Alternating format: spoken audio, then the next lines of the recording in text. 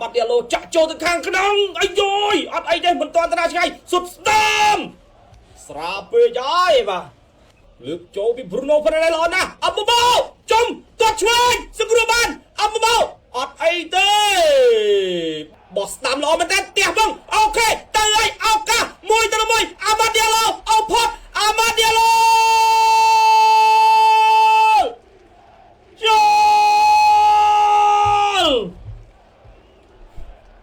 មួយទល់នឹង0ប៉ុន្តែមិន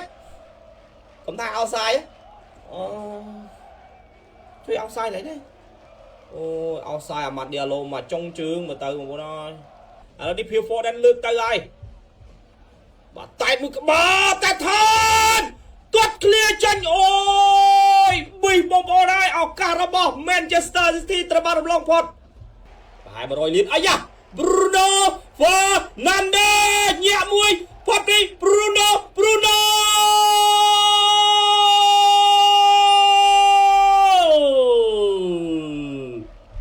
ហើយខ្មាក់អីចុយអើយងាប់តាំងអោសាយងាប់តាំងហូខកណាទស្សនារូបភាពប្រិមិត្តយើងចំហអោសាយមកចំហៀនបាទ Bruno Fernandes ប្រៃអានម៉ូអាម៉ាត់ឌីឡូបោះស្ដាំទៅហើយឌីយ៉ាហ្គោដេឡុតសុទ្ធស្ដាប់ថែម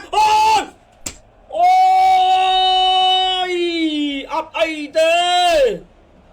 បាទ3នាក់បងប្អូនយើងរត់ទៅអត់ទាន់បាទ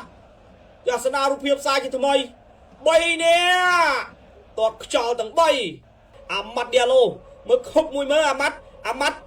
ខុបអាងាត់ទាញល្អណាស់អាម៉ាត់ឌីឡូសង្គ្រោះបានហានស្ដាប់អូយចូលទេអត់ទៀតអូយកាសេមីណូបាទស្ដាយមែនតើប្រវត្តិជាមួយទស្សនារូបភាពការបញ្ជូនបាល់ដ៏ល្អកន្លែងនេះពី Patrick Dogu តើអាម៉ាត់ឌីឡូមួយទល់នឹងមួយអាម៉ាត់ទាញដាច់នីកូអូរីហើយក៏សុទ្ធត្រូវបាន rebound កាស៊ីមីណូឆ្កឹះអត់ផុតបងប្អូនអើយនេះបងប្អូនដល់ប៉ះជើងឆ្វេងចូលមកពេលហ្នឹងចេះហាច់ក្បាច់លើកជើងតាមបាត់អុកញ៉ាខេមរៈសីមុនអាបាត់យើងហាត់ក្បាច់លើកជើងយើងហាត់ក្បាច់លើកដៃនេះមកជើងគាត់លើកបងប្អូននេះចាំមើលណាចាំមើលចាលូជីដូណារ៉ាម៉ាហាត់ក្បាច់លើកជើងលើកត្រូវរបស់គាត់ Bruno លើកមកជើងស្វែងអូយ Brian Mbeumo យើងមកទស្សនារូបភាពពីការថែមរបស់ Mbeumo នេះប្រិមិត្តកាប់ចានមកជើងឆ្វេងនេះតលងរបស់គាត់មែនតើណាបាទក៏ទៅចេះនឹងជីដូណារ៉ូម៉ានេះបាទបាត់ដៃព្រះយូឡាយមែនទៅតាណាក៏ដៃគាត់ដែរឱកាសមកហើយគ្រប់បាល់ត្រង់ចំណុចនេះក៏យ៉ាងណា Bruno ឆ្វេងនេះក៏ស្ដាំ Bruno Mbeumo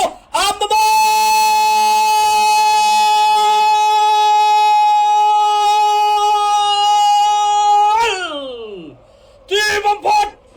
ពងមន់ត្រូវបានបំបែកបាទយីអនដារៈជន់ត្រូវបានដោះស្រាយបន្ទាប់ពីដល់សោយទឹករួចអមម៉ូបាទសុទ្ធបំផៅសំណាញ់ទីនៅក្នុងនាទីទី65នៃការបញ្ជូនបាល់ពីសំណាក់ Bruno Fernandes បាទអញ្ចឹងឡើងមើលប្រិយមិត្តរបស់ Arsenal កំពុងតែហូរឡើងចង់បែកផ្ទះហើយនឹងសបាយអយដែរទេបាទនេះយើងមកទស្សនាទៅណាក៏សិតតែសាច់ដែរប្រិមិត្តយើងហើយត្រង់ជាមួយនេះអមម៉ូទះឆ្វេងបាទមកជើងនេះគឺពេញល្អមែនតើហើយលឿននិយាយទៅពេញអឡង់លឿនដល់ពេលអញ្ចឹងទៅធ្វើឲ្យបាទជាជីដូណារ៉ូម៉ាទម្លាក់ខ្លួនទម្លាក់ដៃមិនទាន់ទេអាសនាម្ដងហើយម្ដងទៀតផ្ញើរូបភាពដ៏ស្រស់ស្អាតពីការសុទ្ធរបស់អមម៉ូទៅឲ្យប្រិមិត្តអ្នកទស្សនា highlight ពីព្រឹកផងអញ្ចឹងថ្ងៃនេះជាឱកាសរបស់ Man U ឥឡូវនេះ Patrick Dogu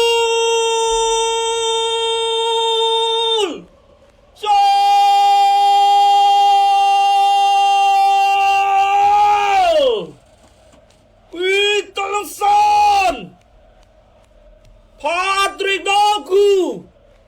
ខ្សែបំរើប្រយុទ្ធស្លាប់ឆ្វេងដែលជាបាទអានេះគេហៅថាគេដំណើរណាប្រិមត្តយើងរបស់លោក Ruben Amorim បាទលោកគឺជាអ្នកបាទទិញមកឲ្យបន្សល់ទុកឲ្យលោកបាទ Michael Carrick ជាអ្នកប្រើប្រាស់ហើយយើងនិយាយថាជួយឲ្យការប្រកួតនេះល្អច្រើនយើងមកទស្សនារូបភាពប្រិមិត្តបាទកន្លែងនេះគឺជាការធ្វើប្រហែសរបស់បាទ Man City ខ្លួនឯងទេបាទការបញ្ជូនទៅឲ្យ Matheus Cunha គូញ៉ាមកនេះ support ឲ្យម្ដងគូញ៉ាកាត់ចូលមកប្រិមត្តយើងអស់គ្នារុកភ្លុកពីខាងក្រោយទៅទាត់ខ្សែការពាររបស់ Man City លេងយ៉ាងម៉េចទេបងនេះមកលេងយ៉ាងម៉េចទេនីកូអលលីនីកូរវីអីយ៉ាឱកាសរបស់ម៉ាឌីយ៉ាឡូទៅទាត់ទេអាម៉ាត់ញាក់ស្ដាប់មួយលើណា 3-0 អាម៉ាត់អូយ3-0 ដល់ហើយបងប្អូនអើយបណ្ដាចង្រៃយើយមុខបកោទីមកយើងមកទស្សនារូបភាពប្រិមត្តយើងកន្លែងនេះអាម៉ាត់ឌីយ៉ាឡូគាត់រត់លឿនល្អខ្លាំងមែនតើប្រិមត្តយើងហើយគាត់ទាញស្ដាំផុតមកតាណាគេធ្វើអត់បានទេបាទងួន7ម៉ែត្របងប្អូនអើយផុតដៃដូណារូម៉ាទៅហើយកោងបុកបកោទីណានោះក្តីសង្ឃឹម 3-0 របស់ Man U ទៅរួចទេមែនហើយ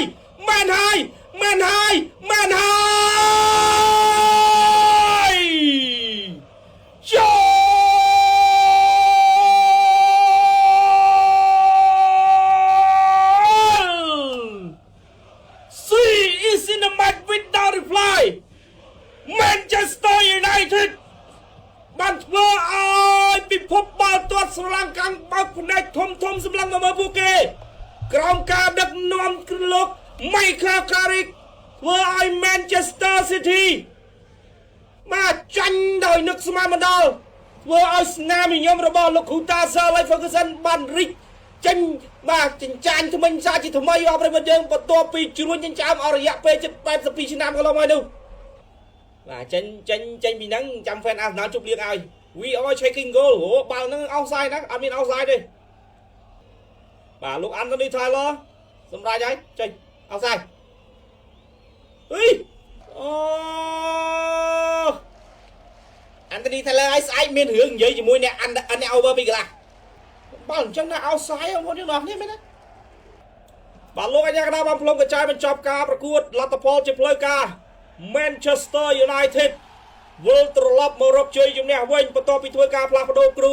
អស់2កន្លងទៅនៅក្នុងឆ្នាំ2026បាទ Ruben Amorim បន្ទាប់ពី Ruben Amorim មកគឺថាលោកស្អីគេផ្លិចស្អីគេចេះបាទផ្លិចឈ្មោះបាត់ទៅចូលមកដល់ចំនួនរបស់លោក Michael Carrick Manchester United ចាប់ផ្ដើមនាកក្បាល8បាទឡើងមកសន្ធិដ្ឋគឺថាអាចសុទ្ធបាទ Manchester City ឡើងក៏ក្រោក Old Trafford បាទឯណាគួរឲ្យសោកស្ដាយគ្រាន់តែគ្រាប់បាល់ offside នឹងគឺរហូតដល់3លើកបាទអញ្ចឹងគ្រាប់បាល់ដែលរកបានគឺបានត្រឹមតែ2-0ប៉ុណ្ណោះអរគុណច្រើនបងប្អូនសម្រាប់បន្តិចសិនជួបគ្នាបន្តិចទៀតបាទជំនួបរបស់ Chelsea និង Brentford វេលាម៉ោង 10បាទជួបជាមួយខ្ញុំបាទដកដែរណាប្រិយមិត្តយើងអរគ្នាបាទជម្រាបលា